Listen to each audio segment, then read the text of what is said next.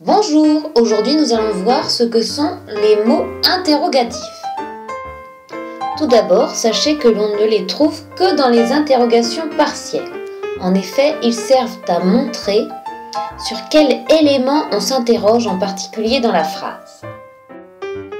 Alors, quand on s'interroge sur le sujet ou encore les compléments d'objets, directs ou indirects, on peut utiliser des pronoms interrogatifs.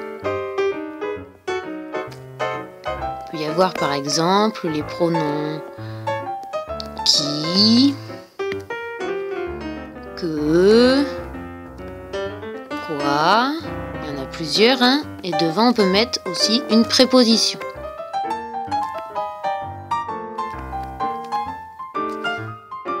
Ça donnera qui a écrit ce livre par exemple, ou alors qu'a-t-il voulu dire? Il existe aussi des pronoms sous forme composée comme lequel, duquel ou encore auquel. Là, il faut les accorder en fonction de ce qu'on dit. Ça donnera par exemple lequel de ces livres as-tu aimé? Si on veut poser une question sur les circonstances de l'action dans la phrase, on utilisera alors un adverbe interrogatif.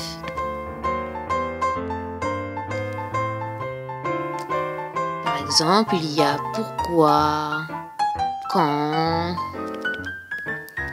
comment, il y a encore où aussi.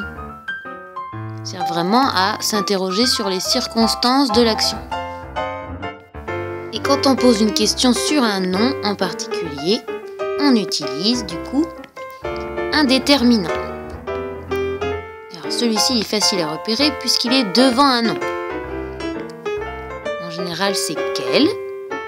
Et il faudra toujours bien faire attention à l'accord. Ça donne du coup au féminin quelle histoire, par exemple, au singulier, quel livre au pluriel, ou alors quelles histoires au féminin pluriel.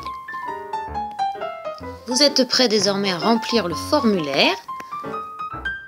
Dites bien si vous avez bien compris, moyennement compris, peu compris cette vidéo. En fonction, vous serez répartis en groupes de travail.